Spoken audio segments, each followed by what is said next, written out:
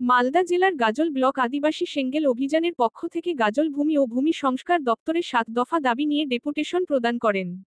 উপস্থিত ছিলেন আদিবাসী সেঙ্গেল অভিযান গাজল ব্লক সভাপতি বর্ষা বেসরা, কার্যকরী সভাপতি শ্যামল মুর্মু, সম্পাদক ভগন সরেন, যুব মোর্চার সভাপতি গোপাল হাসদা সহ অন্যান্য নেতৃত্ব।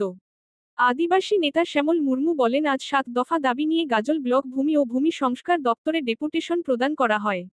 আমাদের দাবিগুলির মধ্যে অন্যতম, আদিবাসীদের কানুন থাকা সত্ত্বেও আদিবাসীদের জমি আদিবাসীদের নামে রেকর্ড করা হচ্ছে কেন তা অবিলম্বে বন্ধ করতে হবে।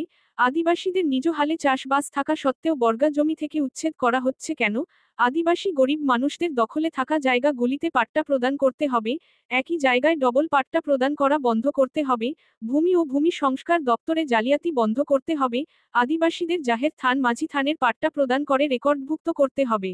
তোরাই দিতে হবে, আরে ঝাড়খণ্ড দিশম পার্টি জিন্দাবাদ, ঝাড়খণ্ড দিশম পার্টি জিন্দাবাদ, ঝাড়খণ্ড দিশম পার্টি জিন্দাবাদ। দালাল বেলারু দূর হটাও, আরে ঘুষখোর বেলারু দূর হটাও, আরে ঘুষখোর বেলারু দূর হটাও, আরে ঘুষখোর বেলারু দূর হটাও, আরে ঘুষখোর বেলারু দূর হটাও।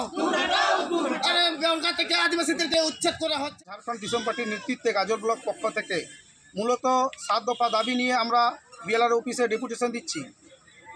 আমাদের দাবিগুলি হলো, আদিবাসীদের সিএনটি এসপিটির কানুন থাকা সত্ত্বেও আদিবাসীদের জমি রাতারাতি ও আদিবাসীদের নামে রেকর্ড করা হচ্ছে। ২ নম্বর, আদিবাসীদের নিজ হালে চাষ আবাদ করা সত্ত্বেও বর্গা থেকে উচ্ছেদ করা হচ্ছে কেন। ৩ নম্বর, পাট্টা জমি একই ব্যক্তিকে ডবল পাট্টা দেওয়া হচ্ছে, তাতে বিভ্রান্তি সৃষ্টি হচ্ছে, সেটা বন্ধ করতে হবে।